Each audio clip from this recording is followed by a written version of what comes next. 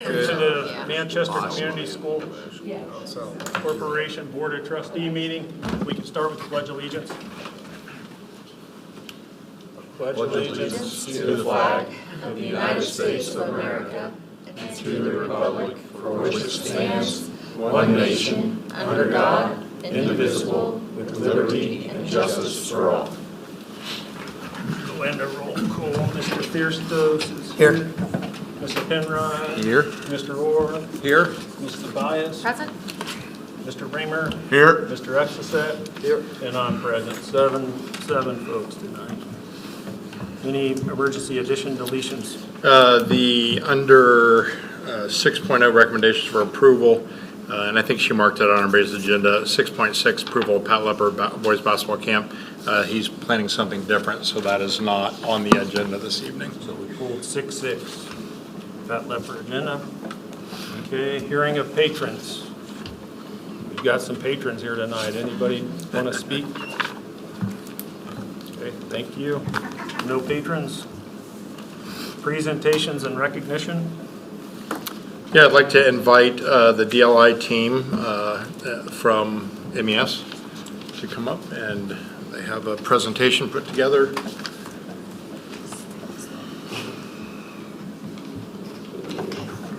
Okay, thank you so much for inviting us to present of the dual language immersion team at Manchester Elementary. I wanted to start out by stating, one, it's a fantastic program. We are so excited and our kids are so actively engaged. You know, we've invited the board and we continue to invite you to come and see it in action, because until you lay eyes in the program, you really don't understand just how fascinating and wonderful it can be. This program began in 2022-23. Ian, correct? One more year prior? 21-22. The reason I'm asking Ian is because she was here before I was a Manchester Community School employee. It was the board and a previous superintendent who voted to have the program start in our school, and we've just kind of carried that torch. And we are thrilled to carry the torch because it is torch worthy. We really love the program. The demographics were constantly asked, how do you select kids for this program? Well, as any parent knows, you can't just randomly assign kids from a huge list saying, okay, these 47 kids are going to be in the program. Because when you're talking about a 5-year-old kid, you have to have parent buy-in for the program. So one, you have to explain what the program is, dual language immersion. Sometimes people will say, oh, so you're teaching my kids how to speak Spanish. Well, not necessarily. What we do is we immerse them, plop them into a Spanish classroom as if they're in Mexico and learning math, science, and social studies in the classroom. And that's how they learn the language. And so when we take a look at how they're divided, because I get asked that a lot too, how do you divide those kids up? Well, you can see kindergarten, currently we have 45 students, 13 of them are ELL, which means they're English language learners. They automatically go into that classroom because they're learning English, and so that's their least restrictive environment.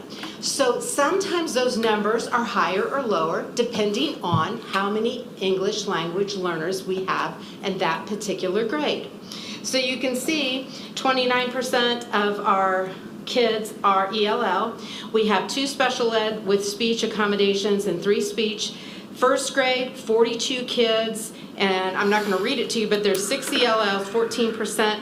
Second grade, around 42, same kind of breakdown.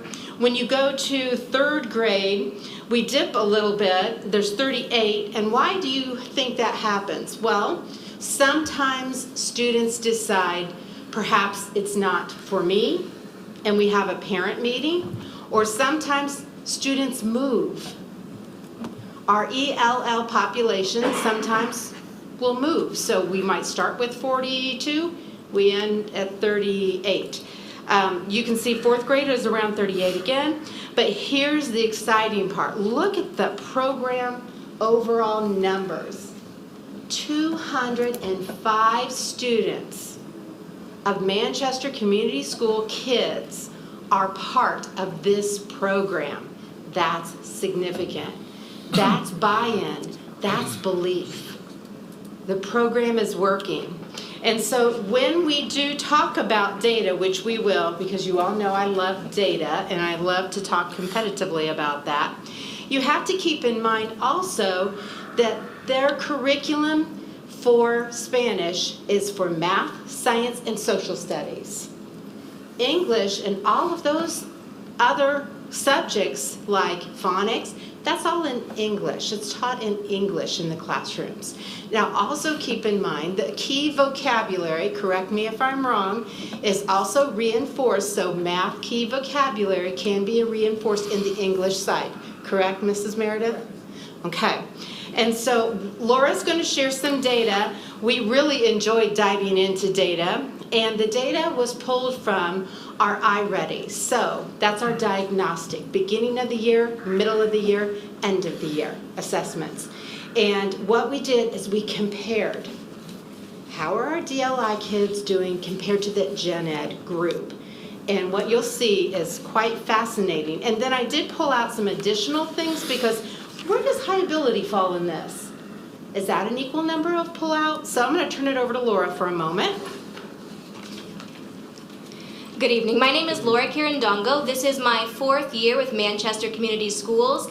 This is my 10th year as a teacher and my 9th year working with dual language immersion. So I have been in DLI prior to coming here to Manchester. So I want to talk a little bit about what the data looks like tonight and to break it down a little bit. And we're going to start off with our kindergarten class. Now, as Linda has already mentioned, every year when we start out the school year, we do a diagnostic. Right now we're focusing on math because that's the part that's taught in Spanish. So you'll see here that it shows emerging kindergarten, early kindergarten, middle of kindergarten, and at the time of the data, there were a few students who had not yet completed the diagnostic. Now, this is something that they are moving towards by the end of the school year. So if we have a student coming into kindergarten, we expect them to be at the emerging kindergarten level, because that means they have those basic preschool foundational skills. And then the goal is that they grow over the course of the year, so that by the end of the school year, those students have moved into that mid-K range. So you'll see here that our traditional classrooms and our dual language immersion classrooms are very similar. They're very even. Sometimes that's the concern of feeling like one class is weighted differently than another. Some of that varies from year to year, because ultimately it is a parent's choice to put their child in the program or not, and we cannot force a child to participate if they don't want to, but it is also an all-inclusive program, so we don't tell a child no if there's a special education diagnosis or a speech concern. This is not a high-ability program, so it is open to all. So once again, you'll see that variance as we go through. Which includes behavior, because that's another question we're always asked.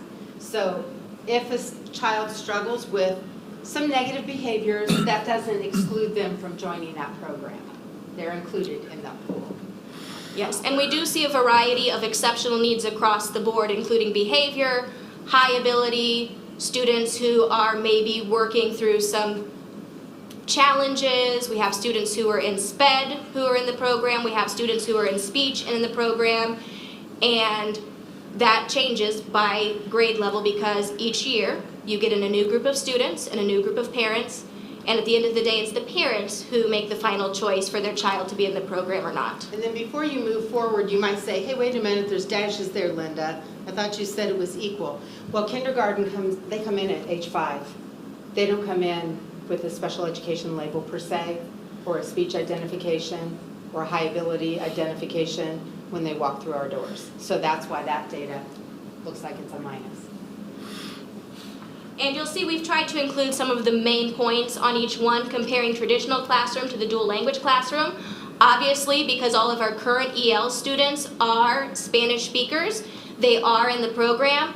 And Dr. Jose Medina is very big in the education world when it comes to dual language immersion, and he's world renowned, and he believes that dual language immersion is the least restrictive environment. It's the least linguistically oppressive manner of teaching students a second language. And those students are learning English as their second language. If we go on to first grade, once again, when students come in, we're not expecting them to already be at first grade level. That would mean they knew everything that we had to teach them before we started. We're expecting them to be at that grade K level. That means they have all of the necessary skills from kindergarten and they're ready to learn the first grade material. And we want to see all of those students move in to that mid first grade range by the end of the school year. So we'll take the diagnostic 2 more times. And you'll notice once again that things are pretty even. We have a few less students in DLI who are at the grade K level, but that's because we have a few more in this group that are already at that early first and mid first level. So once again, it's lower at the spot where we want them to be, but it's because we do have a few students who overachieved on that first diagnostic and were a little higher. Once again, that varies grade level to grade level. And then you'll see, this is a smaller group of English language learners. We have 6. Our speech numbers are pretty even. We have 3 and 4. There are 3 students in special education in the traditional setting, and then 2 who are both SPED and speech. And then we currently have 1 student in our DLI classroom who is working towards testing for both speech and special education. And then those high ability numbers as well. This grade level only has 1 student who is currently identified as high ability. Other grade levels have 11 students. So once again, there's variance. This particular student's family has chosen for them to be in the traditional path. Second grade data, once again, we're pretty balanced. We want them to be at grade 1 coming into second grade, meaning they have all of those foundational skills. And you'll see that they're right there. And we do have a few more who are already at early 2. And in this particular grade level within dual language immersion, there are 7 who are already at second grade level. And we hope to continue to see them grow throughout the year and perhaps even hit some of those third grade skills as they're learning. And then here's one of those grades that I mentioned has 11 students in high ability. 6 of those families have chosen a traditional path for their students, and another 6 of those families have chosen dual language immersion.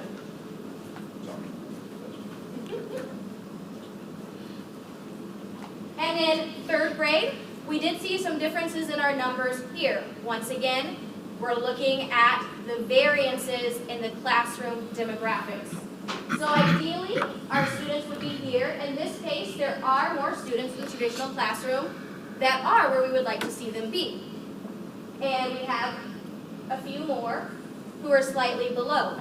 This grade level does have a large number of English language learners. There are 12, and several of those are students who have extenuating circumstances. Students who came here without prior schooling, students who are still working through the WIDA, students who are still working through the WIDA test to get a proficient language score. So until those students are fully proficient in English, it does affect their test scores. And that can vary from grade level to grade level. 13 or 14 English language learners in one grade level still might be a very different demographic than 13, 12 in a different grade level, if that makes sense, just because of their language level. And then our last group of data. Okay, so for 4th grade, unfortunately, Mr. Baldwin had another obligation this evening. We had invited him to come to present this slide. We asked for his data. Keep in mind that this is not iReady data, this is IXL. And you might say, why did we change? Well, for those of you who have been in the school system, you've heard NWA before, and we changed to the iReady diagnostic. Well, with checkpoints that I learned has mandated that we do, IXL is a program that MIS feels best fits their need. I don't want to speak on behalf of Mr. Baldwin, but I will share his data, and if you should have any questions about that data, don't hesitate to reach out to him. And one thing about this data as well, Linda mentioned we don't want to speak to it, but we do see that it is pretty consistent across the board. It's fairly balanced.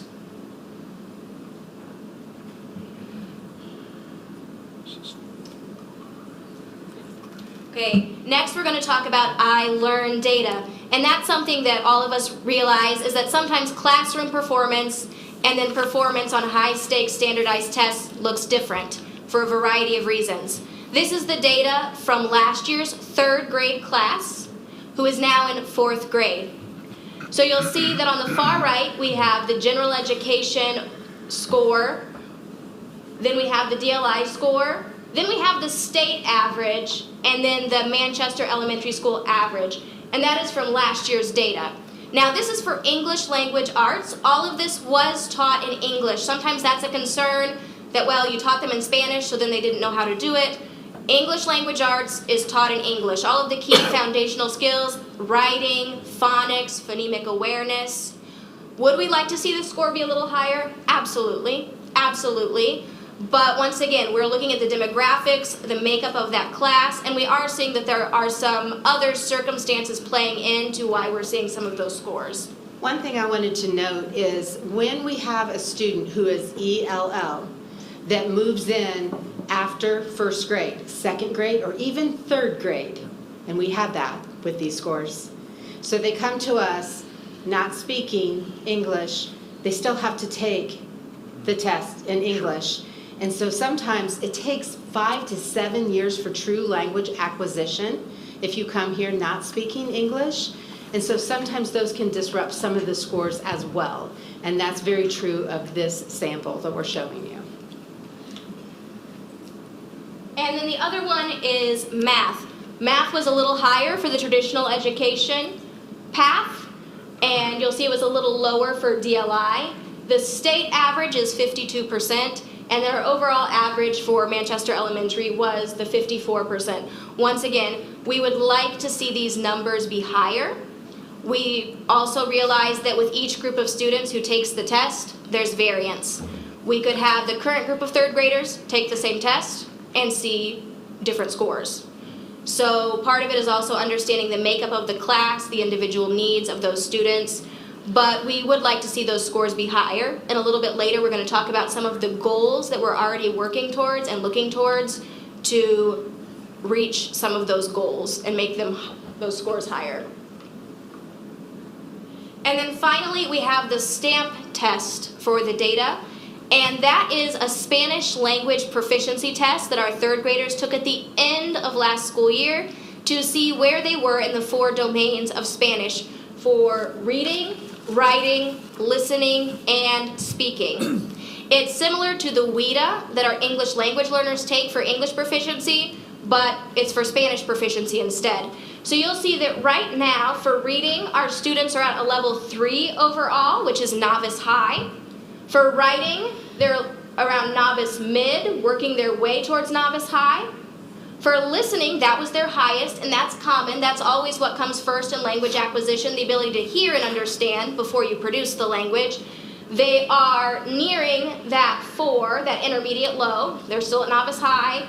And then for speaking, they are at that novice mid. And once again, this represents the average for our students. We had some students who were much higher, and we have some students who were lower. You have some students who may struggle with writing in general. So writing in English, writing in Spanish, either way, it might be challenging. And so that's also reflected in these scores.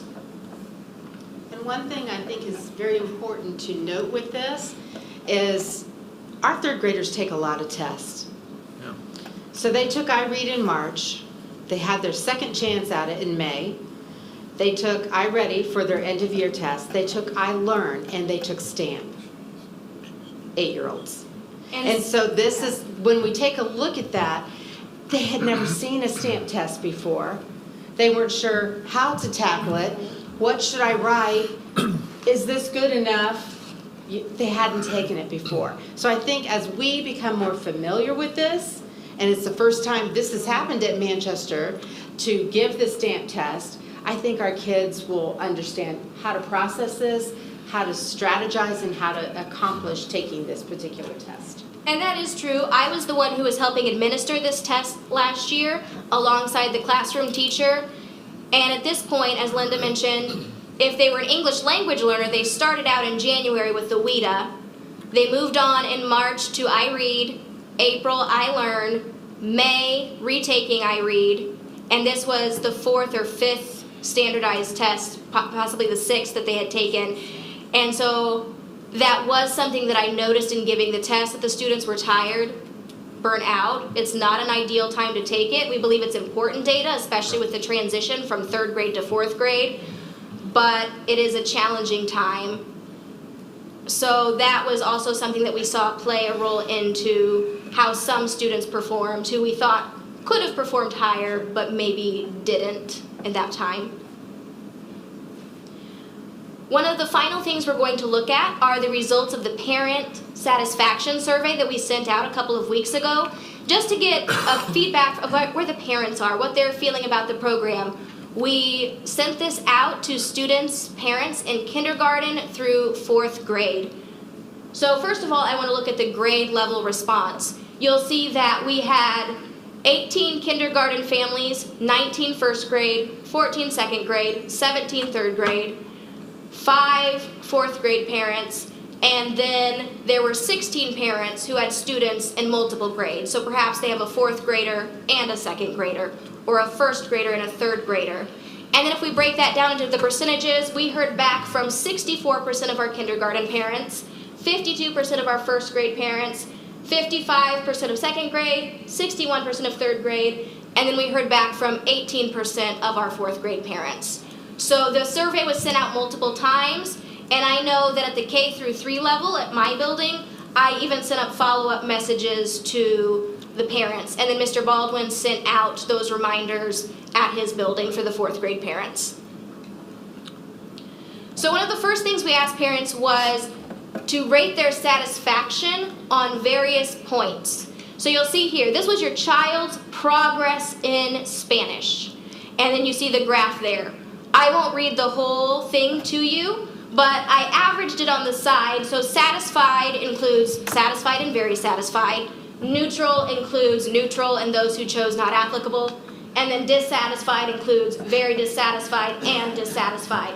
So overall, 87% of parents were satisfied or very satisfied with where their child currently is in Spanish. 90% of parents were satisfied or very satisfied with where their child is currently in English. 87% were satisfied with where their child is in core academic subjects such as math, science, social studies. 85% were satisfied or very satisfied with the quality of instruction in the Spanish classroom. 91% were satisfied with the quality of instruction in the English classroom. 82% were satisfied with the balance of instructional time between the two languages. 76% were satisfied with communication from the school and teachers about the program's goals and progress. We saw a little dip on that one. 76% were satisfied or very satisfied with the support provided by the school for the child's success in the program. 84% rated their overall satisfaction with the program as very satisfied or satisfied. 81% were satisfied or very satisfied with the program meeting their expectations. So we see that for most of those, we were hitting the 80% or above mark. One of the ones where we dipped was communication, and we'll talk about that in just a moment. But then we asked the parents some open-ended questions, and I have some quotes up here that I pulled. I'm not going to read each one of them, but I do have some key parts highlighted. So the first question was, what are the primary reasons you chose to enroll your child in the DLI program? To foster curiosity, empathy, and connection, a deeper understanding of other cultures. It says learning another language opens up the door for a child to see what another culture is like. Expanding my child's worldview. The rigor and challenge this program provides. Being multilingual has a profound impact on students' levels of long-term and lifetime success. To use it in future job opportunities. This one was originally written in Spanish, and I interpreted it. It says, he can adapt better to school, teachers, and classmates. This is a recent move-in who only speaks Spanish. And his parents were thankful that he had half of his day in a language he understood and was able to better connect at the school setting. This was another one that was originally in Spanish. To strengthen her education. To have a better connection to their family and their culture. This comes from a family whose children are Hispanic, but don't speak Spanish because it wasn't spoken in the home, so they're regaining a part of that culture. Children being well educated in both languages. And then we went on and we asked, what do you think are the strengths of the program? Excuse me. How two cultures can intermingle beautifully. The exposure to a second language. The teams of teachers. And I think this one is very important because our teachers are working tirelessly to make this program successful, and it's hard. It's hard to co-teach with somebody. It requires extra commitment. They have twice as many parent-teacher conferences as everyone else. They're having to schedule parent-teacher conferences during their prep to try and meet all of those needs, but they love the job, they love what they're doing, and they don't get told that enough. So I wanted to make sure that they knew that they are appreciated, and not only do we see that, but our parents see that as well. That was a recurring theme, that the teachers in the program are one of its strengths. Children making friends with other children who do not speak their language. The efforts to foster academic success for children for whom Spanish is the primary language spoken at home. We've mentioned that dual language immersion is a wonderful environment for our English language learners, and research and studies shows that they progress more quickly when they are in an immersion program. Some more strengths according to our parents. Once again, the teachers. That was a recurring theme. My child is picking up on Spanish quickly. That was from a kindergarten parent who can already see just this school year how their child is learning the language. Another one in Spanish, so that the students can relate more to the Hispanic community. And then, of course, we needed to ask this question: what areas of improvement do you see? And the quotes that I've included here try to address some of the recurring themes that we saw, and I did that with each of the open-ended questions. What is being done to secure its continued and future success? That's from a first grade parent. Long-term stability of the program. If the program is cut before children can finish it, it will all be for nothing. That's a second grade parent. I would love to see DLI go through every grade. Third grade parent. I wish the fourth graders spent more time on the Spanish side, like the younger grades do. Oops. This one is one quote. It says, planning and preparing for the future. The program's continuation is in question every year. Teachers aren't hired and plans are not made until the last minute. Rumors about the program. That was a recurring theme, the concern from parents about the continuation of the program, the school's buy-in to the program, and the schools making it a priority to see the program through. This one is something that we've already started working towards fixing at our building, but it has to do with our communication to parents about how their child is doing in Spanish. They know how their child is doing academically, they get their progress reports, they get the report cards, but several parents made comments like this: how much Spanish she is learning, or how much she understands. My child's Spanish-speaking progress. I wish I knew more. So that was those were the two main themes that we saw. The main theme was wanting to know what is the future of the program, parents who felt like it was in jeopardy every year, parents who felt like there was not good communication from the part of the school on where the program is going, what the plans are. And the second biggest thing that we saw was communication about how students are doing in the Spanish language. So based on that data, first of all, the data we're seeing from standardized tests and diagnostics, and based on the parent survey results, we're already looking at some goals for moving forward to address some of those concerns. I'm going to turn the next part over to Linda, and it specifically deals with the data piece. Okay. I like to assess educational gains. So out of those 205 kids, what kind of educational gains are being made? And you've heard me speak before about growth and what we do for our MTSS. Well, what we do is we gather, we assess, we instruct, we take a look at what needs improved, and then we systematically repeat if that skill is not mastered or accomplished. So for kindergarten, I'm just listing the things that we look at. I know you guys have access to these slides. We take a look at our MTSS referral system. We take a look at our beginning and end of year data. In first grade, we do much of the same.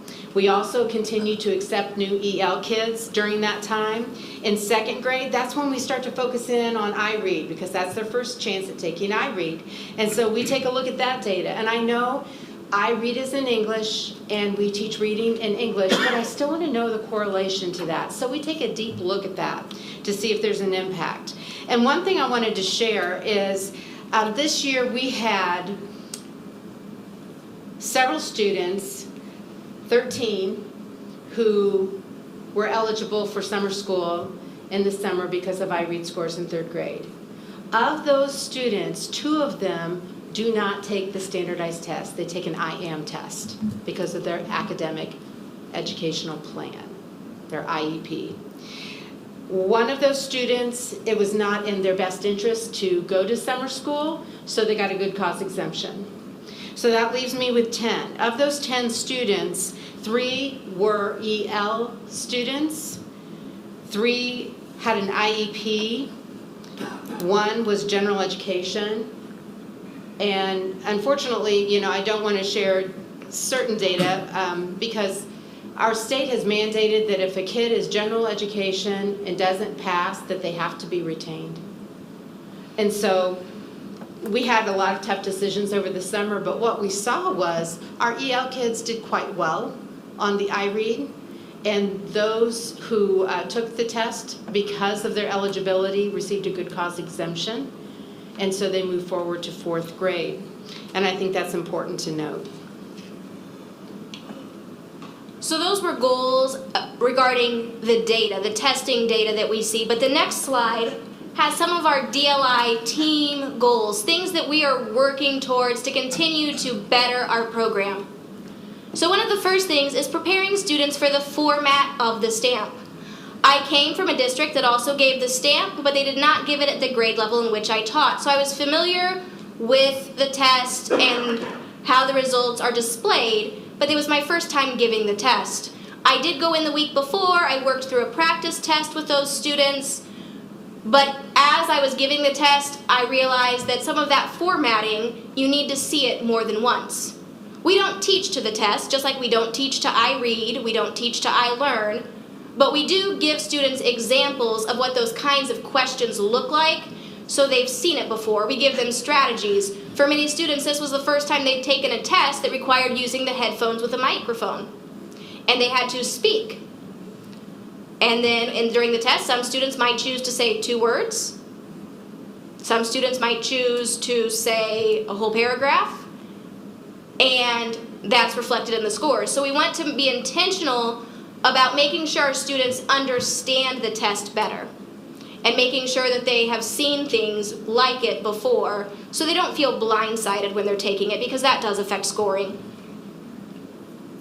Another thing, which is one of the most important pieces of getting stamp data back, is using that data to find our strengths and our weaknesses. Out of all that data, we saw that listening was the highest, which is normal, but we saw some places that we need to do some work. Writing is a typical area that needs to be beefed up in a beginning program. Writing is the most difficult on the WIDA for our students who are learning English, and it was one of the more difficult pieces for our students learning Spanish as well. So we're going to use that data as a team to see what can we do to see these scores continue to go up, to continue to give these students a better foundation. In regards to the parents feeling like they were not getting as much communication about the Spanish progress as they liked, we're going to continue doing two things that we already do. One is that students do a small activity with the teacher at parent-teacher conferences in Spanish, which gives the parent an opportunity to see their child interact with academic content in a second language. We also do the DLI Showcase. This will be our third year for that. Mr. Orr was able to come and see that last year. We were very happy to have him. And that's another way for students to showcase their Spanish learning. But in addition to that, this year we are introducing at parent-teacher conferences a dual language immersion proficiency rubric. What we did is we took the dual language proficiency targets from the state level and we put them into an easy-to-read rubric for parents. So it will have the target goal explained for the parents for speaking, listening, reading, and writing. And then it will say whether the child is at, approaching, above, and put it into easy terms for the parents to understand that, okay, this is your child's goal by the end of the year, and right now they are approaching. Or this is your child's goal by the end of the year, and right now they're already able to do this. And so we're going to share that at parent-teacher conferences so the parents understand the rubric, but right now we're only going to send it home twice a year. We'll send it home at the end of first semester, and we'll send it home at the end of the school year. And we're hoping that is one more way for us to be sharing with parents how their child is doing in Spanish. And that's something that we're starting right away. That has been something we've created just since receiving the results of the parent survey. So we are taking those results seriously. Oh, and as I mentioned, we're doing that at the K through 3 building. And I did also send Mr. Baldwin an example for 4th grade for him to use if he would like to use that for his building as well. The next one is vertical alignment with the Spanish teachers. We have had some turnover in the last couple of years, some back and forth, but right now we have a team that is kindergarten through 3rd grade at our building. And so we really want to work at looking at those proficiency targets. Where should a student be at the end of kindergarten, and what are we doing to get them there? Where should a student be at the end of 1st grade, and what are we doing to get them there? And how are we working together in each grade level to create a seamless experience where all of those skills are building upon one another? And so that's something we're going to be taking a look at. And then using the results of the parent satisfaction survey to address any concerns. I've mentioned one of the ways we're already doing that. There were a few responses on the parent satisfaction survey that were very specific to the life of that one child. And so I have reached out to some families individually already to either clarify a point or to get more information to see how we can address those concerns. And we've offered meetings as well. Some of those I've heard back from, some of them I have not. And our last slide is Linda. Yeah. Well, you know, we're always asked every year, what is the future? Where does it go from here? And every year we have had to scramble and seek, looking for that perfect person, for open positions. We're very fortunate at Manchester Elementary that we have one amazing staff. Our staff across the board is amazing. Our DLI staff, the belief and the connection that they have as a little unit is very tight. We do have the privilege of working with Sagamore and having 3 amazing teachers from Spain. But with that comes heart-wrenching news that sometimes their stay here is not as long as we would like for that stay to be. I will do everything in my power to help and assist. We have a teacher that has been here and we extended a visa, and just thinking about it, I don't even want to look because I'll get choked up. Just thinking about the fact that this is her 5th year breaks my heart because I want to keep her forever. And we have a husband and a wife team that has given us 2 powerful years, but their homeland is calling them. And so I don't know if they will stay longer. So we'll be seeking. So what have I done for the future? I've contacted every university that has a name on it to ask who's in your education program and are they bilingual? Do they want to do their student teaching at our school? Come see our school, come see our town. It's amazing. Another thing that I've done is I've talked to as many people as I can. And what is your belief and buy-in as a board is what my question is too. Because the board is the reason that the DLI program exists, so we thank you for that. But I can't predict how it's going to look for 5th and 6th grade. I'm not the principal of that building. So that's a conversation between Superintendent Castle and this board. But I can tell you 205 kids are pretty excited about the program. And the future is kind of, I guess, up to the board, how they want to continue on with this. But I know I'm going to be seeking and looking for those perfect teachers and trying everything in my power, if I can, to secure and maintain what I have. Any questions? Sorry it took so long, but I'm telling you, we're very passionate about this. It's all right.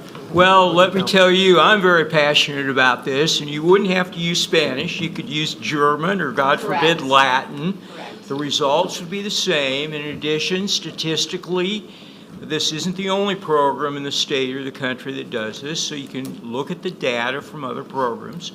So you're doing a great job. I can't speak for anybody else here, but you got both my votes here to continue the good work. And wouldn't it be great if we had seniors that were doing this, that had gone clear through this program? Wouldn't that be great? So Now, there. I know that we gave you a ton of information, but believe it or not, Laura has even more. So if you want to pick up a Well. folder, you can see Mr. Castle on that one. Thank you so much for your time. Had some wait, questions, we're not yeah. done. What? Yeah, we're not, so thank you again for Yeah. everything. I love data. I'm an Yes. analytic too, so I like to see the data. I was not here when dual language got started, so, we're all kind of on the fly Right. doing it. And I think definitely dual language is an enrichment tool that can help those that want it and definitely want to support that. And I liked what I heard about the evaluation, continual evaluation of the program. Because nobody's doing anything perfect. It is, not every school district does dual language, so it is a privilege that we have that here, but we also want to provide something that is meeting our parents' expectations with the dual language program. I couldn't say what those expectations would be. Each parent probably has a different expectation, but I like having the feedback surveys, addressing some of their concerns about that, and then how can they be supported in the future. I think that is super important for any program we have. Even on the ELA, on the math, we're always doing that. I think it's a great idea. Sure.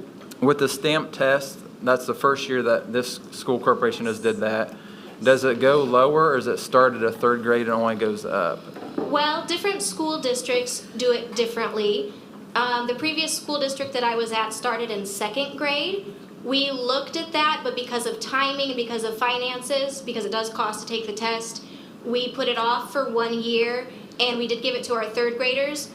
We considered giving it to 2nd grade instead of 3rd grade this past year, just because we felt like our 3rd graders were so overburdened with testing.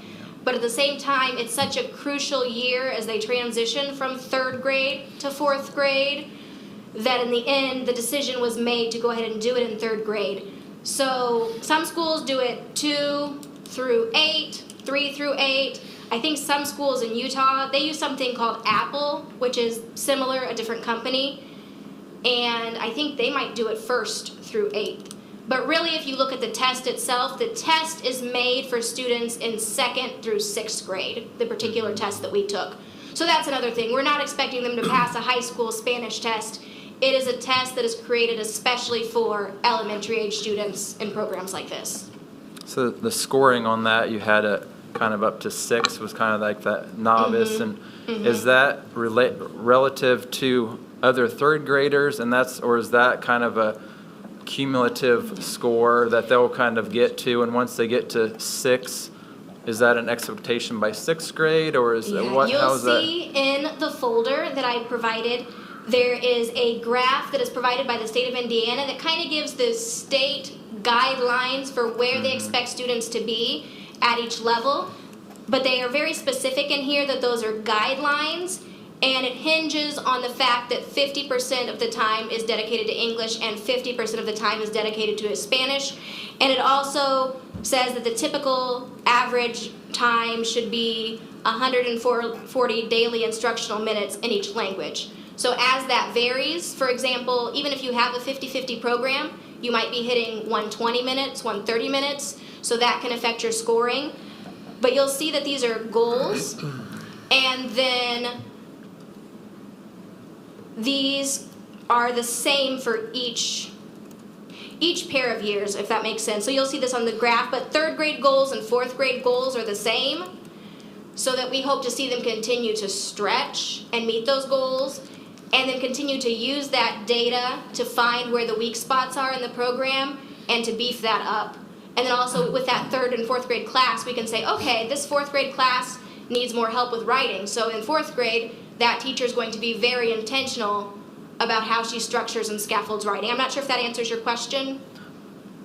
Somewhat, yeah. I just want to know on that scoring, and we kind of average like 2.5 to 3.5 in that.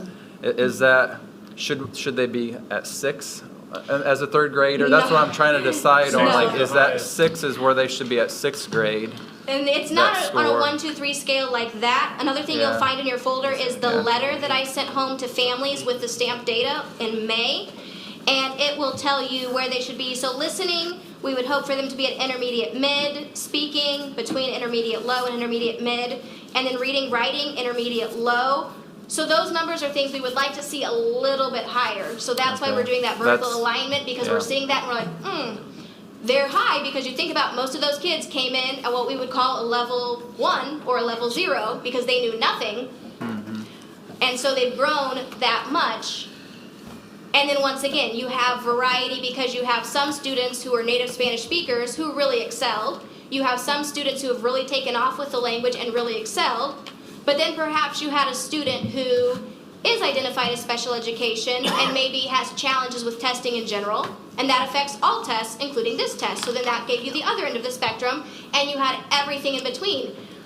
I had students who liked to do their best and got very nervous, and that affected their testing capability. So some of it is because of the variance in the demographics of the class.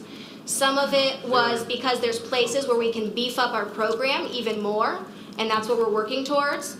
And some of it is also they've taken 6 tests at that point in the year, and they were tired, and I could see it. So there's multiple factors playing into that, but we would like to see those scores continue to beef up and to be higher. And that's part of our vertical alignment plan.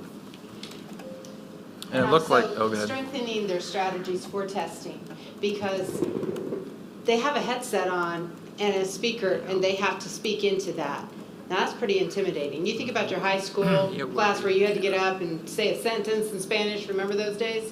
And they have to take a test and speak into that. And they didn't want to make a wrong statement, so they made a short statement. Or said nothing. Or said nothing.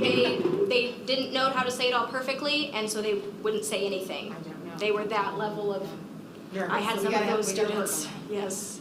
So that's another reason when I talked about preparing students for the format, that's what I meant. Not teaching to the test, but preparing them to be confident in understanding what is being expected of them and the type of questions.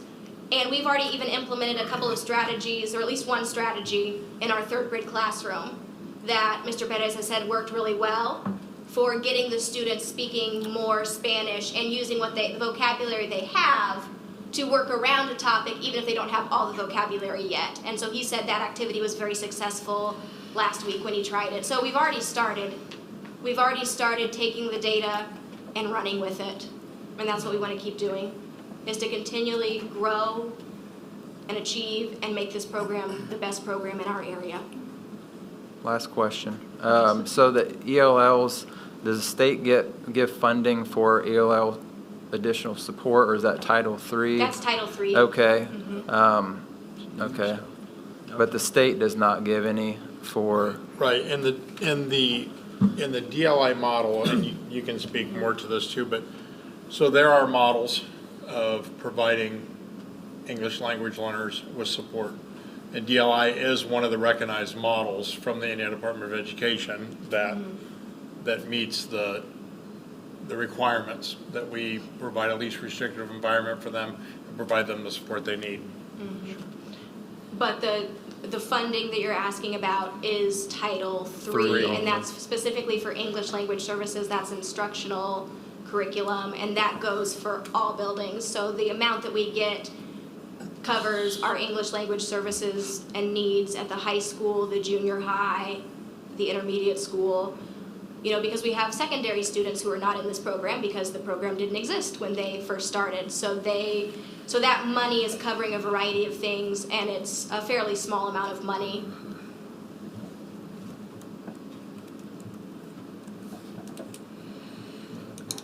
I really like the stamp aspect of it. I think that was part of the piece of the puzzle that I was missing. Will they continue to do that then through on third grade on? We're talking about what that will look like. Part of that is a funding issue. Last year, we were fortunate enough to have a dual language immersion grant provided by the state. There was no sign of that grant going anywhere at the time, but as soon as those big budget cuts happened earlier this year, all grants, even our Title III grant, everything hit the brakes. Some of our Title III funds have just now been released for us to use for our students. So there was not a dual language grant offered this year, but I do think that if we are able to as a district, it's something we need to do and continue to do to be able to accurately evaluate our program. It would be great to do 3rd, 4th, 5th, 6th, but even if we had to do a bare minimum, I would say 3rd and 6th, because it's almost the equivalent of that, not mid-year diagnostic, but mid-program diagnostic, and then that 6th grade kind of capstone to see where they are.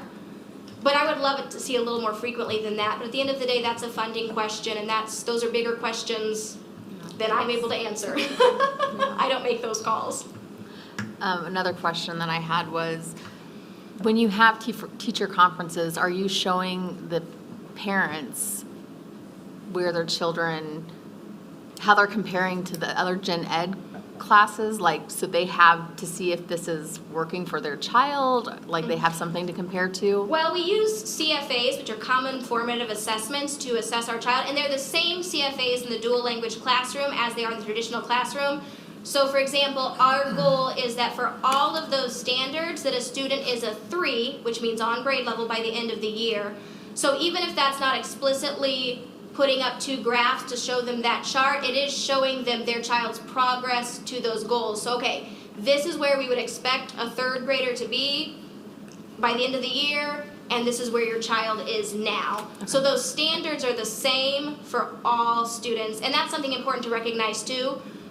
In teaching these languages, we still maintain rigor and we maintain the exact same standard expectations. Some people, anytime there's a program like this, the concern is they're teaching Spanish instead of a subject. No, we're teaching subjects with Spanish. Or there's the concern that, oh, well, they're leveling down the curriculum. You know, they're teaching the 1st graders kindergarten material and they're teaching the 2nd graders 1st grader material. No, they're held to the exact same state-mandated standards that every other child is, and that's reflected on their CFAs and their report card. I don't have a question, but just a comment. I promise it'll be the last one. So just doing some research, I think it would be good, assuming all factors, that we can continue the program, whether it's funding or whatever. It looks like when they're high school age, I think would be a very good end goal, just as Heartland Career, but they have the certificate of multilingual proficiency. That's the ultimate goal. So if you can attain that and students can get that, I mean, it looks like they're trying to get college credits for this. Yes. Another skill that you can add on a resume. I mean, ultimately, if you can kind of get to that point, I think it would say that this program was successful to the parent, to the student, to take on with them. So obviously, that's down the line, but I'd like to see that as our goal as a corporation to get that, because that means something to the students. So. Yes, and that's something that even goes on their academic diploma. Like if a student will take that test, and there's a test that students can take in high school. Once again, I don't know if it is the stamp, but it's similar to the stamp. And if they pass with a certain proficiency level, there is a seal of biliteracy that goes on their high school diploma, and they take that with them for the rest of their life. That says, leaving high school, I am fully proficient in 2 languages. Imagine showing that to college recruiters. Imagine showing that to an employer. Because we're living in a world that is becoming ever increasingly multilingual.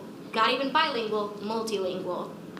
And the skills that these students are gaining include everything from the social emotional, like empathy and cultural understanding that we saw parents mention about, to the very, very practical of marketability.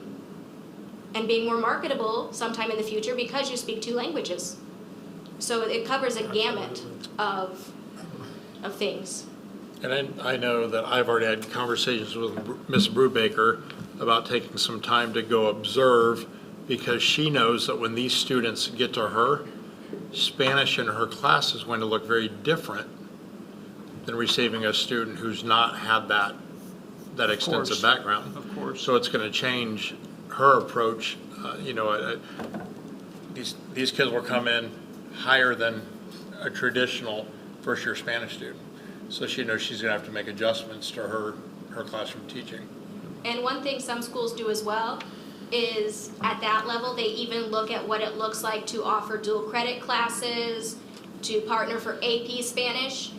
I know in Utah, which is the model we're following, that's a very successful program out there that's been for many, many years, they have students who are passing AP Spanish as 9th graders or 10th graders. And AP tests are hard at any level. I took one as a senior in calculus, and even though I did really well in calculus, I didn't pass the test. I had an A in the class, but I didn't pass the test because that's how challenged they are. And we have 9th graders and 10th graders in districts who are doing similar programs, and they're passing AP Spanish as a freshman, right out of middle school, or as a 10th grader. So those are other goals, things to be looking forward to the future of how do we get our kids there.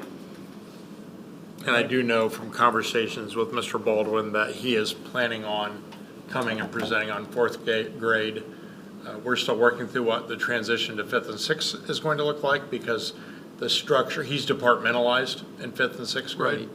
So we know the structure, we want to work within the model and make sure it works. He's been in touch with a few other schools that have it at the intermediate level, and to ask how they approach this if they're departmentalized. But he emailed me and said he does plan on coming and presenting to the board about the 4th grade model and then moving forward in 5th and 6th grade.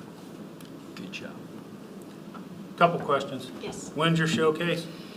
Our showcase has not been officially put on the calendar, but the plan is for March, because we try and avoid bad weather and also baseball season, because as soon as baseball season starts here in North Manchester, that's a full-time commitment for our families. If you could, I don't know about these guys, but I travel a lot, so, the further sooner we it's on know the these calendar, dates, the we'll talk easier about it that is at for our me to next kind of make committee things. meeting So at MES. I would We'll love to get that on the go to that calendar. showcase, and thank you, Absolutely. Fred, for going to that. Well, I'll Yes. tell you what, it's really intimidating to be in there amongst a bunch of kindergartners and 1st graders who know their stuff. Yeah, I took French and I don't remember anything, 2 years, but kind of like that. And then the other thing is, when we're looking at scores, so you're looking at the aggregate percentages of those grades as a percentage. Like your sample size probably isn't too great, right? So you can't statistically Sample prove sizes. whether there's a difference or not. But somewhere in there, when I do classes, I'm really looking at the range of students, right? And that's really telling me what's going on in that classroom, Yeah. regardless of those aggregates. And I think that's what you build into some of the, Yeah. like the surveys, and so we can Exactly. see Yes. what, kind of what's going with those people that aren't real happy and what we can do different. And a lot of times that is communication, right? Yeah. So, And just know, the big picture is the program is not for the faint of heart. I mean, it's hard. When the kids go in there, I think Inita hears a lot of tears at the beginning, like, I don't understand what you're saying, But we have to stay the course, because now when I walk into that classroom, it's absolutely beautiful, what I see. well, With and that's those little called learning to 5-year-olds. learn, right? So the more difficult, how many languages does the Pope pick up? Think about it. Yeah. The dignitaries, the higher you go, right, the more languages you're going to understand to communicate with We're one of different the cultures. few, we're one of the few countries in the world that's primarily monolingual in our education system. most Yeah. other countries, and that has to do with proximity as well, because of smaller countries closer to other countries.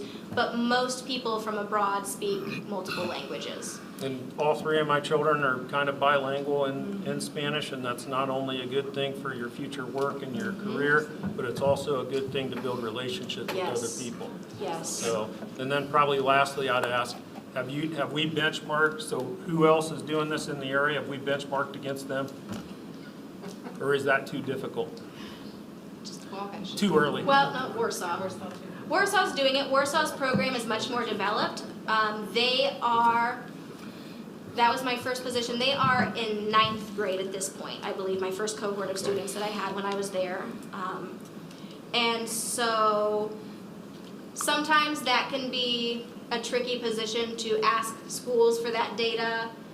They can be hesitant to share, so that is something I could ask about with my connections there. Well, I would but- think like doing these programs, I don't care what school, like I'm not just worried about our kids, I'm worried about all kids. So I think we should be sharing information in these programs and share, that goes to the person themselves and how secure they are and how secure the school corporation is. But I'd love to see like Warsaw, Wabash, Manchester, these groups actually, us pay for a dinner or something, you guys go together and talk about best practices or where you can go with it, if people are agreeable to that. I know how things go. I am taking one of our first year Spanish teachers to the Warsaw Dual Language Immersion Conference in November, and so that's going to be pretty exciting. She's going to get to go on some classroom visits to see it in action in some well-developed settings, which is helpful. That's something I didn't have when I started because I was in a new school when this was first taking off the ground.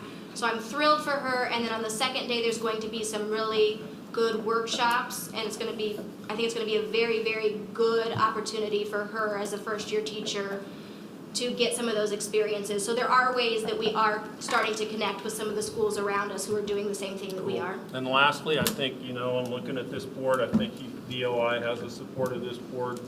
I think I can make that statement for the board. Now, like you guys know, there's a lot of unpredictable, Yes, we're gonna go over absolutely. finances here next if you wanna hang around and listen to it. So there's a lot of not, predictability that, we'd have to look at Absolutely. finances, but I think, I remember when I heard we were gonna have DOI and then all of a sudden it was canceled, I was like, what, And that's, so whatever we're gonna do. One last thing I want to say is we are extremely fortunate to have Laura Kirandongo on staff. We are extremely fortunate to have her in a position this year where she can go in and co-teach and mentor our new teachers in the DLI program. She is honest, she is available, and very thoughtful. And so we are very fortunate to have her on staff, and we're very fortunate to have the DLI program in our schools. Thank you for your effort and passion. Thank you. Hey, real quick, I have a comment. Yes. First of all, phenomenal job. Great you. presentation. I'm all for the program. I think it's fantastic. I work for a company that a lot of the employees speak Spanish, and I would love to be able to speak to them better than I can. So kudos to you. Obviously, there's challenges, with teachers and funding and everything that goes with that. And this probably isn't so much for you guys, but, how much do we use this program to promote our school to attract students? Are we using it to? Yeah, we sent it out in our summer, mailer, and had a letter from a parent whose child's in the program. We'll continue to promote it. They promote it extensively. We And talk every about chance it. on our Facebook page, we promote and put pictures up as often as we can of wonderful things that are happening. And I can't speak for all the families, but I know one family that brings a child here from Columbia City every day because they wanted that for their child. It's a bilingual family. Yeah, They wanted perfect. bilingual education. And I know another family of a 4th grade student who they were originally in a neighboring district. Somebody told them about the program and they moved their family into our district so that their child, once again, native Spanish speaker, could be in the program and maintain their heritage language while still getting a strong foundation in English as well. Yeah, I can give at least 2 the more stories. we can do that, yeah, the better. Absolutely. So, okay. Would there ever, thinking outside the box, would there ever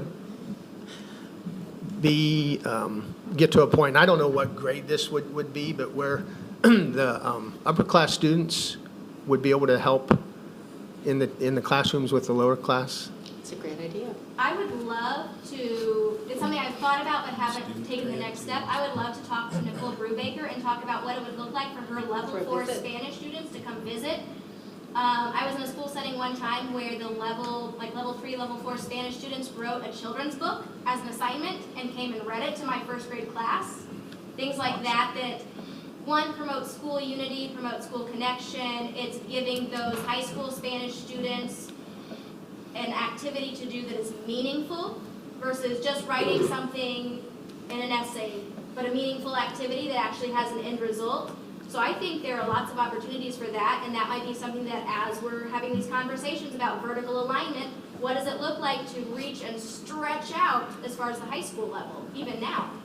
Right. Okay. Hey, thank you for your time. Thank you very much. Thank you. Thanks. Thank you. Okay, moving on, Dr. Stevens, financial. So there's several resolutions tonight, so Dr. Stevens will cover them and we'll pass them down. Yeah.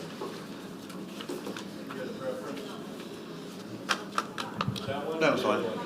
That's fine. I like the dots. Good evening. The sad part is, going back to the seals and everything else, if there had been seals when I graduated high school, I'm not sure I would have gotten one in English, which really bothers me, being a few years beyond high school at this point. You've seen these before. I will go through. Projection is what we thought we would be. Actual is where we ended up. So you can see for the month in education, we're down 22,000. The reason is this year we're paying extracurriculars by halves. So half the season you get a paycheck for that part of your season. At the end of the season you get the second half. So the first half hit in September. And before we were doing it divided by 12 or by 26 on pays. So that's why this is off that amount of money. Other than that, revenue is, we're down.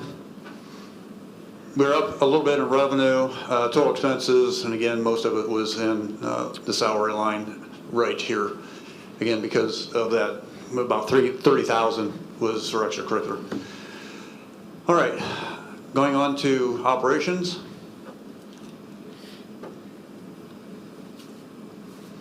Again, September was not our month.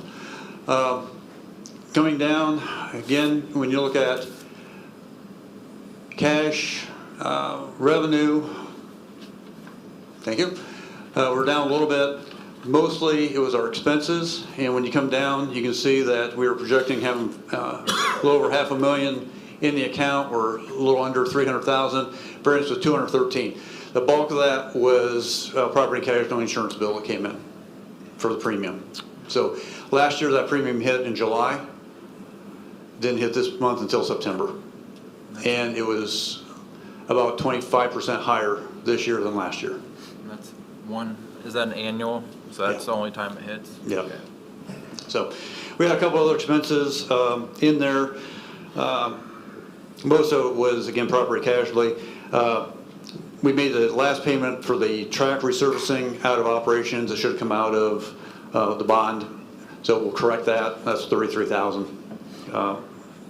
So the other, so 170 of it was insurance, 33 for the track, 16 was for the summer mailing, the brochure. So, okay, any questions on where we're at? All right, tonight is your budget adoption. 2 months ago, we had a permission to advertise your budget. Last month, you had your hearing, which nobody spoke. And tonight is the adoption. So the adoption is in your packet, and I apologize because some of you don't have computers tonight, and I didn't run this. Nothing's changed, so it is basically for funds, rainy day, debt service, education operations. Numbers haven't changed since we did the initial or the hearing. So we're advertising a tax rate of $1.37. That will be substantially lower because we use 70% of assessed value instead of 85%, which is what the DLGF normally tells us to. But because we start this well before we knew what Senate Bill 1 was going to do, we were very conservative on our estimate. As I told you last month, assessed value increased for our school district 10%. So that variance will be substantial when we get to actual budget.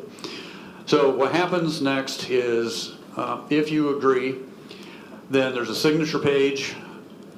You'll sign, hopefully, yay.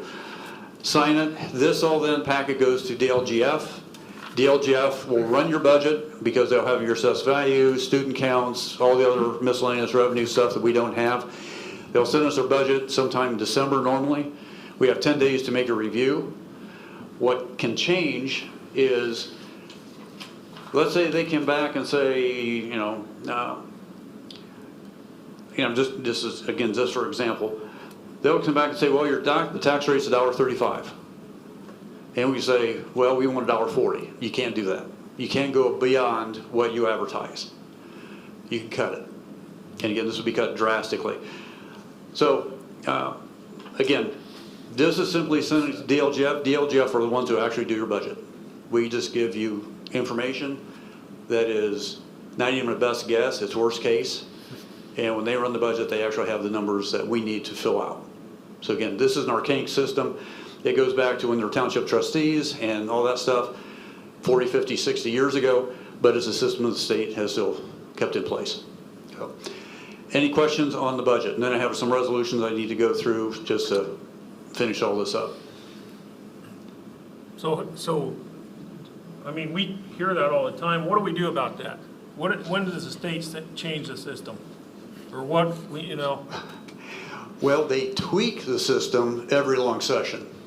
But as far as actually sitting down and doing a complete massive overhaul of the budgeting process, it's never done. Never has happened in my, I hate to say this, 45th year of education. 46 actually, but I'm trying to be all right, maybe it's time. So. It really is. I mean, what should happen is, in all honesty, in my opinion, for what it's worth, which nobody cares. I do. Well, thank you. What really should happen is DLGF should sit down and send us a proposed budget because they have all the data. And then we can say, yes, this makes sense. We need these changes, and then give us time to advertise those changes, not doing it the reverse and using funny money and phony numbers and come up with something. And then 3 months from now, they'll have real numbers and say, okay, here it is. Okay, so this needs a motion and adoption. You guys everybody see this? Motion to approve. I got you. Rick, second. Brian. Any comments, discussion? All in favor? Aye. 7-0. Randy? Rick, did you have a question? No. Okay. All right, the rest of this is procedural stuff that just makes the system work a little better. So these are different resolutions. So resolution for tax anticipation warrant. This is the Indiana Bond Bank borrowing that we did for cash flow operations.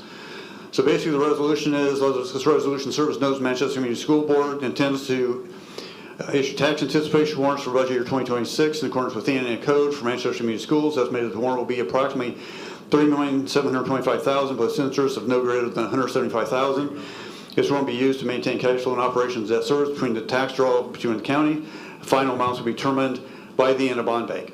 So that is high numbers. It will not be that high. We probably will not take a bond bank loan for our tax anticipation on debt service because our cash flow doesn't support the need for that.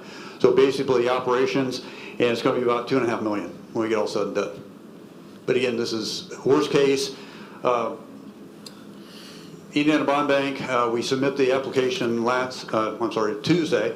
We'll submit the cash flows in a couple weeks, and then all that goes and gets determined by them saying, yes, this is it. Then we give it to the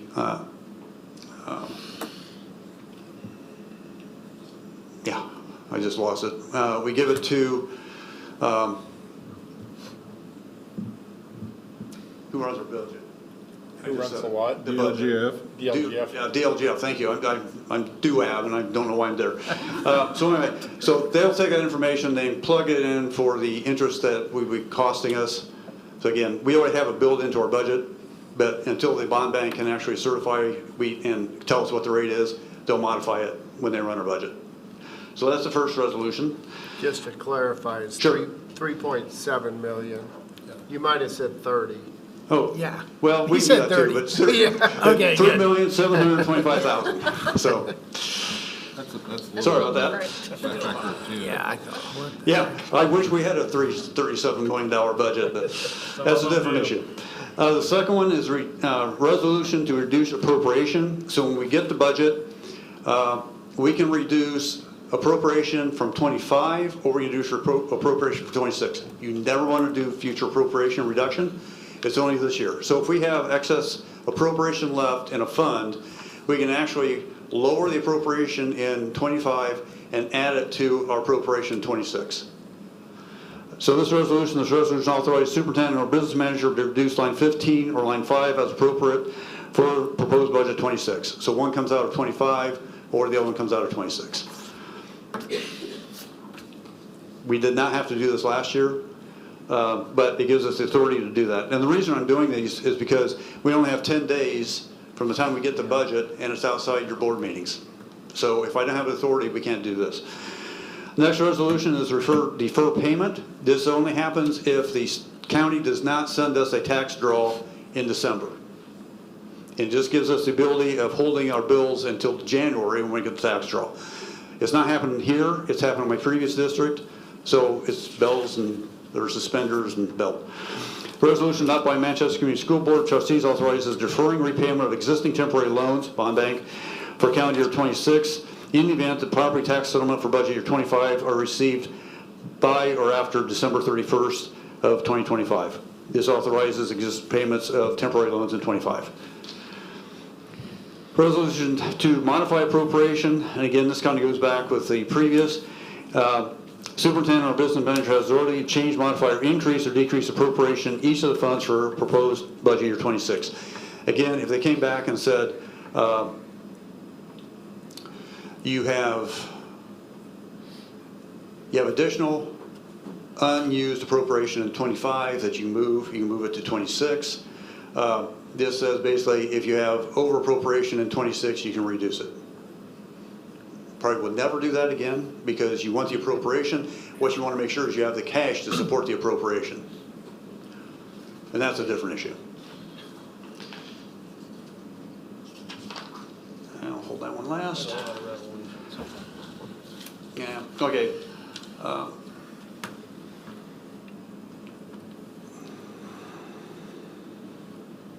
This is the transfer from education to operations.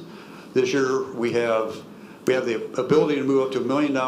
Right now we're exercising $750,000 of that. So we have a $250,000 window that we may have to use part of that. But the resolution is a little lengthier, but whereas the Board of School Trustees is the governing body of Manchester Community Schools, whereas House Bill 1009 required the governing body of each corporation to establish an education fund for payment of expenses associated with students' instruction and learning under Indiana Code, whereas House Bill 1009 required the governing body of each school corporation to establish an operation fund for the payment of expenses not allocated to student instruction and learning, whereas House Bill 109 requires the distribution of tuition support to receive in the education fund. Therefore, be it resolved that the Board of Education authorizes the treasurer of Manchester Community Schools to transfer an amount not to exceed $1 million from the education fund to the operation funds to reimburse the operation funds for expenses that are not allocated to student instruction and learning under Indiana Code for the period of January 1, 26 to December 31st of 26. So basically, this gives us the ability to move money from education to operations because our operations has a shortfall because we don't have enough collections from property taxes to pay all the bills that are allocated to operations. Operations, an example, heating, electricity, this office are all operation costs. It used to be superintendent was an educator, not anymore, he's an operator by state edict. Is that transfer limited by a percentage? Is that 15%. 15? Yeah, so we're even with this, we're about 250,000 below what we could. And it's not a hard number. The 15% is, we do not like to see you go exceed that 15%, but there's nothing that says you can't go to 20 or 25. But right now, we're going to be ending about 9 for the year. That's about 83 grand a month, right, in transfer. Yeah, 63, I think, a month, 63.5, somewhere in there. He had 750,000, so whatever that is divided by 12. Going off the million, so. Oh, yeah. Okay, then the last one Calendar down there. is a transfer to rainy day, and it reads, "The resolution authorizes the superintendent or business manager to transfer up to $825,000 in cash in calendar year 26 from the education fund and/or up to $825,000 in cash in 26, the operation fund, to the rainy day fund." So basically, 825 from operations or 825 from education, max numbers. Now, I will tell you, we'll never transfer money for operations. We don't have it. But it gives us flexibility. So let's say we transfer, next year we transfer $1 million from education to op. Of that $1 million, we only need 800,000. Okay, so rather than transfer 200,000 back to education and then take that 200,000 from education and move it to rainy day, we just take the 200,000 that we transfer from education and move it to rainy day directly. So it just eliminates a step. Now, rainy day, and we had this discussion with teachers last week. My opinion, this district, this size, with our revenue stream, needs about $1.5 million in rainy day, and we're just short of 900. So we have ways to go. We're not going to make it all up, and I'm not sure we'll ever get to 1.5. But obviously, there's a history, and you all know what that history is. Having that much cash can save a lot of worry and finagling and some other stuff. So it's a long-term goal. I'm hoping by the end of this year we'll have about $1 million in it, maybe $1.1 million. But that's my plan, and we'll just see. But anyway, so the resolutions, I will happy to answer any questions you may have. Again, these are simply makes it easier when we get to the time we get from the budget order until we get the 10-day window that we have to respond by to get all this stuff accomplished. And that way, when we start January 1st, or before we get to the first payroll, we can roll last year's budget, close it, and open the new budget. So, any questions? All right, let me get a motion to approve first the Point resolutions. of order. Do these resolutions have to be voted on in the order that they were presented, or as one? I think we should vote on them probably independently, so.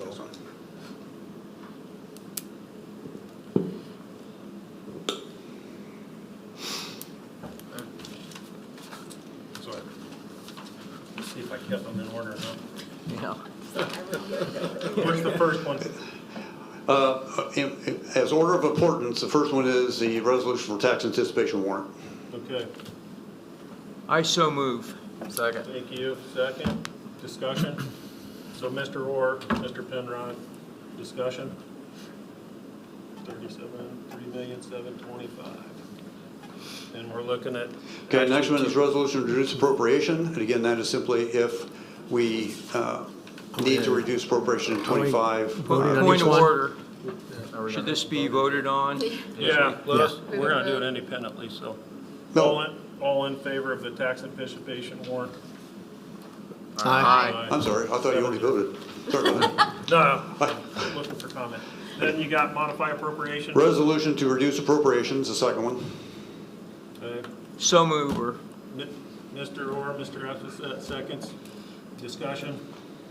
All in favor? Aye. Aye. Next one kind of goes along with it is resolution to modify appropriation.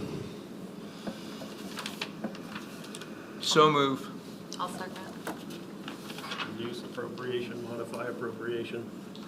Okay. The next one is resolution to defer Oh, we payment. need to vote. Nope. Need to vote. All in favor? Aye. I'm looking at my paper, I'm not looking at you. I'll do Okay. this instead.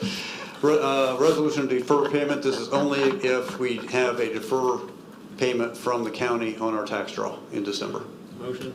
Mr. Fiersto, second. Mr. Raymer, all in favor? Aye.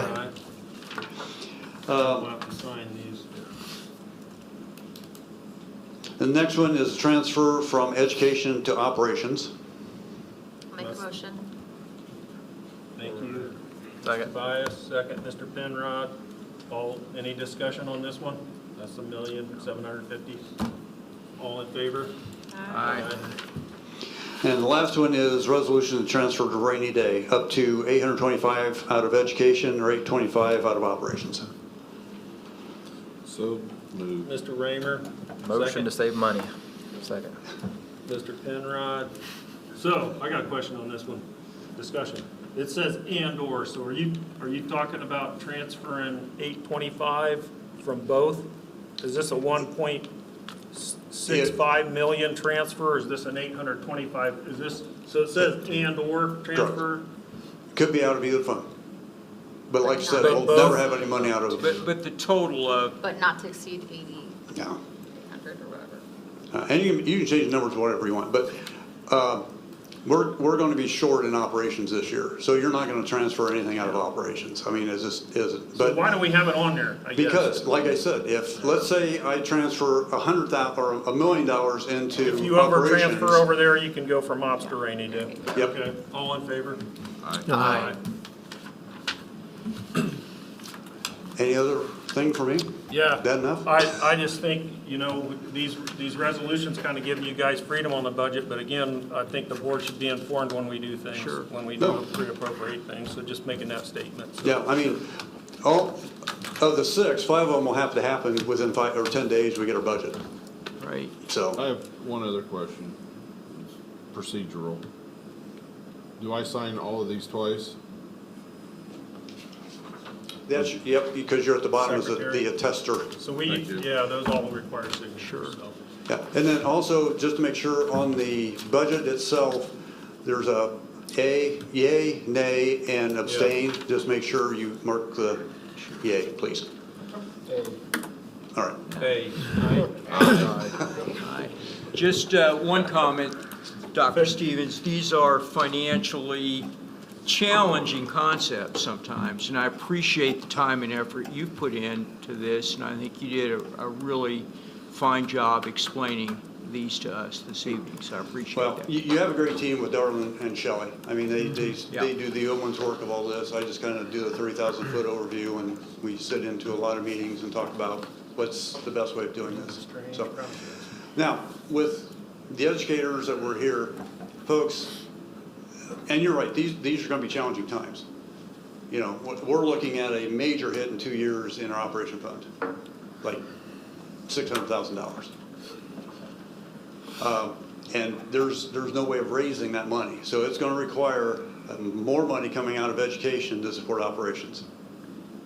So as you look at programming, just understand your ability to squeeze a turnip is getting pretty tight.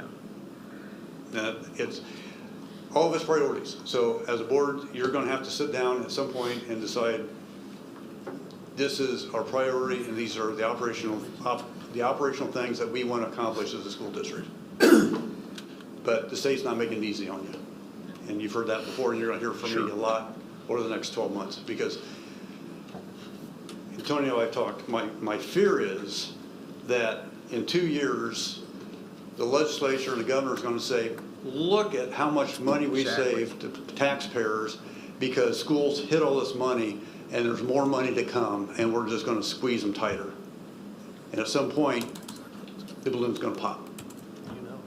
So I'll get off my high horse and my soapbox. No, thank you, Dr. Stevens. Thanks. Thank you. Consent items.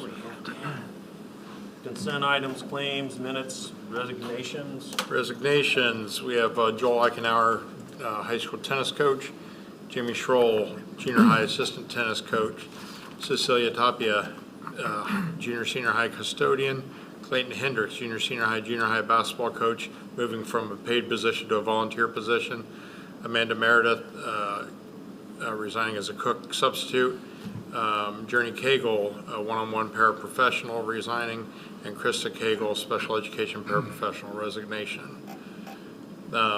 Grants, no Thank you for your grant. service. Yep, absolutely. Grants, no grants. this month. Donations. Mr. Esposito? Yeah, I got you. Thank you. All right, we'll start off with $15,000 to Manchester Community Schools. The purpose is the academic year. The donor is Ford Meter Box Incorporated. $225 to the junior senior high for to the band program for the purchase of band T-shirts. That's from Manchester Family Dentistry. We have $1,000 to the junior senior high to the science department for the AP biology trip to Florida. That's from an anonymous donor. $200 to the football program at the junior senior high for the purchase of equipment from an anonymous donor. $200 to the junior senior high girls golf program from the Urbana Lions Club. $1,250 to the athletic program for strength and conditioning at the junior senior high. That's from Parkview Health. $1,355 to the junior senior high to the athletic program in memory of Bert Stipe. That's from various donors. $5,000 to the junior senior high to the safety program from the treasurer of Wabash County. $130 to the junior senior high cheerleading program for the purchase of palms. That's from the North Manchester Fire Department. $75 to the junior senior high Dick Miller Cross Country Pavilion. That's from William L. Smith, class of 1977. Another $250 to the junior senior high Dick Miller Pavilion for cross country. That's from Phyllis Opert Peter. $200 to junior senior high Fellowship of Christian Athletes from the First Brethren Church. $100 to the junior senior high FFA program from Miss Salabash Rabbit Club. Grand total $24,985. Thank you, community. Next are facility rental requests. These are pretty much reoccurring requests every year. Old German Baptist youth using the high school gymnasium area on 10/26, and the West Manchester German Baptist New Conference, Youth Conference on March 1st, 2026, using the gymnasium. Awesome. Can I get a motion for approval of consent items? Mr. Raymer, second. Mr. Fierstos. Any conversation? I wanted to at least point out Joel Eichenauer. He was stepping down as a girls' tennis coach. Obviously, my daughter plays tennis, but he has an extensive coaching career at Manchester, 14 seasons, record of 167 wins and 60 losses, which is impressive across the state. 7 sectional titles and 8 conference titles. So he'll be missed, but he put definitely a stamp on the program. So thank him for his time. He mentioned to me that up to the point of making the decision, he still didn't want to make the decision. So I know it. Yeah. He said it's time, but it's, it was difficult, but it's time, he said. So. Now, is he still going to do private lessons? Anybody know? He will play with a game or match whenever you want to. So I know that's a fact. No, I think he Yeah. did. He does some in Warsaw already. He did with my daughter. So. Yep. Thank you, Joel. All in favor? Aye. 7-0, Randy. Employment. Next is employment. You have Matt Burlingame, senior high, head high school boys wrestling coach. Doug Haynes, MIS, 4-hour custodian. Chastity Blocker, substitute cook part-time at MIS. June Airgood, MCS, part-time cook to substitute cook. Christy Schuler, MCS MIS, traveling teacher. Allie Kaufman, MIS, intramural volleyball coach. Heather Turfinger, MIS, intramural volleyball coach. Emily House, MIS, intramural volleyball coach. Yanete Care Fernandez, high school swimming assistant. At the high school, Matt Burlingame, junior high head wrestling coach. Chance James, junior high assistant wrestling. Peyton Boots, boys wrestling assistant. Molly Maish, head science Olympiad coach. Jonah Michael, assistant science Olympiad coach. Clara Booth, head custodian, first shift high school. Natasha Nichols, after prom coordinator, high school. Sue Janegi, science Olympiad volunteer, and Andrew Chenworth, science Olympiad volunteer. Awesome. Motion to approve. Mr. Esposito, second. Mr. Raymer, any discussion? I'll just say those first two names there, when you talk wrestling, wow, that's a nice hire there for a wrestling team. I was really worried about that, so. And thank everyone for coming on board at Manchester. All in favor? Aye. 7-0. Next recommendation is for Andrea Esposito, MIS intramural volleyball coach. No, is she related to somebody? Can we get a motion for approval? Mr. Shinrod. Second, Ms. Tobias. Discussion, all in favor? Aye. 6, you abstaining, Rick? I guess, that's separated out. Yeah. Yep. I'll abstain. 6 ayes, 1 abstention. I already cashed a check. Is that on the record? Girls basketball. Yep, girls basketball biddy ball program. Details, girls basketball biddy ball program, pre-K through 3rd grade, girls interested in playing basketball, provides elementary students a great opportunity to begin developing basketball skills, spark interest in the sport, be held on Saturdays in the high school gym. Dates of the sessions will be November 1st, 8th, 15th, and 22nd, and December 6th. Consists of skill stations, develop fundamentals, team competitions, give them game-like experience. High school players will assist, and that is requested by head coach Allie Kaufman. Motion to approve. I'll make a motion. Ms. Tobias, second. Mr. Fierstos, any discussion? All in favor? Aye. Thank you, Coach Kaufman, for working with the youth. Overnight girls basketball trip. Next, request for overnight girls basketball trip, October 23rd to October 24th, Syracuse, Indiana. It will require a school bus. Trying to get to the details here. They give an agenda of arriving Thursday, departing the school at 4 o'clock. Arrive, they go to the grocery store to shop, make dinner together, dinner and group games, team talk, set goals. Morning run on Friday morning. Coaches make breakfast for the team activities, clean up, depart back to the high school. Purpose of the trip is just build team, build that camaraderie, and get ready for a great season of Manchester ladies squire basketball. Okay. Motion to approve. Mr. Raymer, second. Mr. Penrod, any discussion? Where are they going? In Syracuse, where are they going? Yeah. That's good. 5687 East Island Avenue. I imagine that's kind of what I was wondering. So It it's looks like like a road someone's trip private retreat home, deal. or- Yeah. Someone's home. It's at home, yeah. In years past, they put whose home it was, but I don't remember. Yeah. I'll find out, and I can email it out to you guys just so you know for sure. So, based on that tenant, all in favor? Aye. 7-0. Next is approval of the APES physics trip, February 8th through 15th, 26. This is a trip that's been occurring for a while. I'm not sure how many years in we are now, but up to 20 students, 2 adults, a bus. Request is made by Molly Maish. This is the trip where they travel out to Death Valley, to the Armagosa Reserve, Hoover Dam, Colorado River, Grand Canyon National Park, South Rim, Lake Mead. It encompasses a lot of things, ecology, science, water studies, endangered pupfish. Again, they've done this quite a while. It's a great primary source trip, meaning hands-on trip for our students to attend, and would ask that you would consider that for approval again this year. Motion to approve. Motion. Mr. Fierstos, second. Ms. Tobias, any discussion? I see they kayak Hoover Dam put in, huh? Sounds like a good trip. Is that All in more, favor? is that more students than last year? 20 to 24? Yeah, come on up. See, we got you to talk. I just wanted to make sure it got approved, so I'm here. There's a parent meeting going on, so we were hoping it was approved.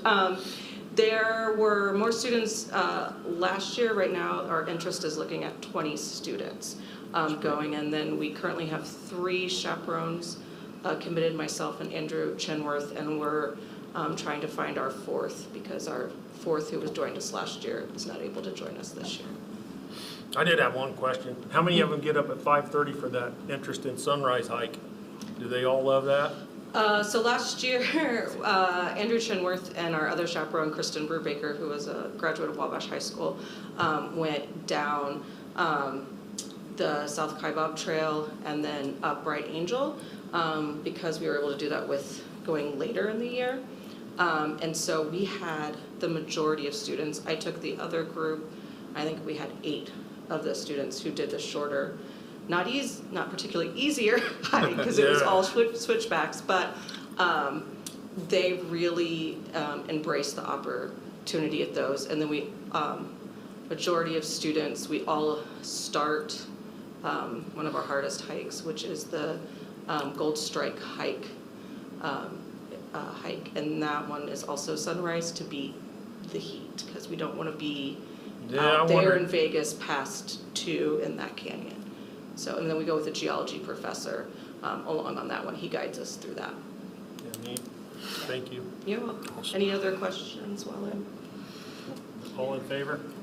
Aye. 7-0. Thank you guys so much. I'm going to go talk to parents. You bet. Safe. And then 6-6 is struck. All right. The basketball camp with the Heartland update. I was absent at the last meeting, but tomorrow is the next one, and we'll have a full report next time around. I will tell you that we, at our superintendent meeting with Heartland, our meeting was relatively short, but we did go out to the construction trade home that they're building. It never ceases to amaze me, the ability of those kids, and this home's in a beautiful setting. It's going to be a great home for a family, and just exciting to see kids go out there and they know what they're doing and they take charge and get it done. So it was a good trip out to visit that. I always heard that was a long list to get on. Is that still the case? I would bet so. Yeah. I know in a prior district that I was in, they were 12 years out. Wow. On Okay. getting on the list. So Yeah. So I'm going to try to make the advisory committee on Thursday afternoons when they have that, like 12:15, I think, for Heartland. So I'm still on that. The one thing, just on Heartland, I think, when we talk finances, right, there's another asset that we need to figure out how to support, and with all things said, so, challenges, so. Well, it all comes down to leadership, and they're not only here, as we've seen this evening, but at Heartland, they great leadership. People are really committed to the program and these young people, and the issue is always going to be money. How do we figure out how to support these systems, and also a building that is in much further need of more upgrades. So. Well, and also say they do, I'm very impressed with staffing, the way they get people to volunteer and the come in and do grade that. of volunteers that they get in these programs. I went down and met the new electronics guy, and you've got an law enforcement and the criminal justice, so they're, those guys are already very creative on the people side of things when it comes to cost, so we're very fortunate, Someone donated a Mercedes engine, I guess. I don't know much about these things, but it's just practically new, a high-dollar engine, so these young people can have an opportunity to, to work on it. So a lot of buy-in from the community as well as from the faculty and students. All right, thank you. Legislative update? Nothing exciting happening with legislation right now, so. Let's wait. Okay, superintendent comments? Yeah, just kind of recapping, a lot has been going on this fall, but give a kind of recap and some highlights. Fall sports are starting to wrap up. Boys and girls soccer finished this past week in sectional play. Girls golf had a great season, had 2 girls advance to the regionals, Reagan Shaw and Piper Spangle, and that was at Noble Hawk Golf Course. I went out and watched their 18-hole round. It made me realize that I'm not as good as I thought I was.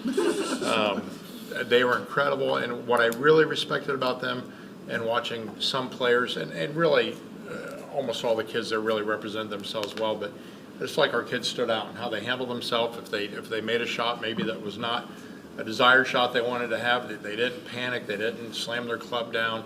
They kept their head up and they kept plugging, and they did an outstanding job. Boys tennis ended a couple of weeks ago in sectional. Cross-country sectionals are this Saturday here at Manchester, with the boys race at 10:30 a.m. and the girls race at 11:15 a.m. All-State Choir practice just had their first practice, and we do have students who are participating in the All-State Choir this year. If you ever get an opportunity, and when I get the information on when that concert is, I will send it out. It's phenomenal. Top singers from all over the state converge on Indianapolis, have a guest conductor and present a concert. The directors of the local schools work on the pieces with the students. They come together for a workshop, have an evening concert. It's an incredible experience. High school football rounds out the season this Friday, regular season, at home against Peru at 7, and then they play Prairie Heights in the first round of sectionals at home on Friday, October 24th. Marching band will be competing this Saturday in the regional marching band contest at Carroll High School, with hopes of advancing to semi-state and at Franklin High School as they did last year. Also, there is a meeting tomorrow with school counselors, Mr. McClure, Shelley, and Sue, just to discuss new graduation requirements, the seals, areas where we're ready, areas where we need to increase our opportunities, just how to make sure we are embracing as much of those changes to the new diploma tracks as possible. Also, negotiations are continuing. I believe we'll come to an agreement within the next week. We've all been working very hard at making what we fear is a fair and well-deserved offer to our teachers. And when we get that agreement, we will need to schedule a tentative agreement that will have to happen before the board meeting, and I'll have Mr. Hensley reach out to see who's available. We would have to have a quorum at that meeting. They present the tentative, the details of the tentative agreement, and then we're shooting for approving that once we have the tentative meeting, approving that at the November board meeting. It has to be approved by November 15th. Our board meeting is the 11th of November. And lastly, just brag a little bit on a new program. We've talked about preparing for college and post-secondary, PCAP, we call it PCAP. You guys have, I think, heard about that program. It's a small cohort of students who travel through some classes together and really approach learning differently, a little more hands-on. But they recently had an opportunity. They, through a grant through University of Indianapolis, we were able to get them PCAP shirts, or black shirts that have a PCAP logo and Manchester logo on it.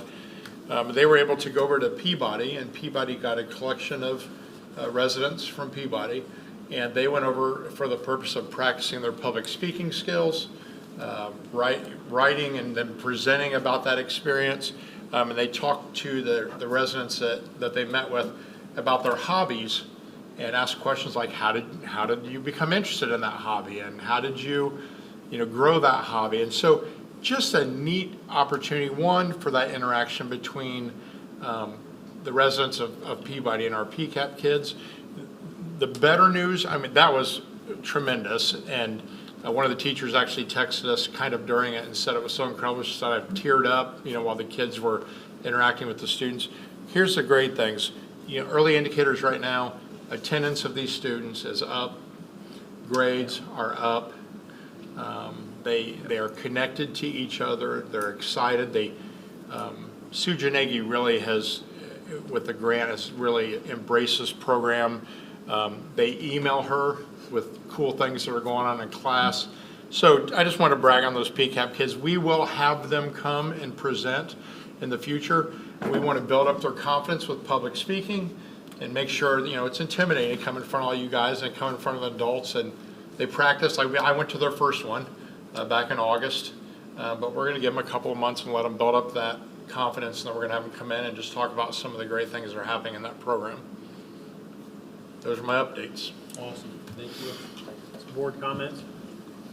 Yeah, I'll just share one, try to piece it together. Linda, I'm glad you stayed around. Wanted to thank you for the presentation. I stayed pretty quiet, didn't have any questions. It's pretty easy to see the success and garner support. Dr. Stevens kind of mentioned it, right? he used the word priorities.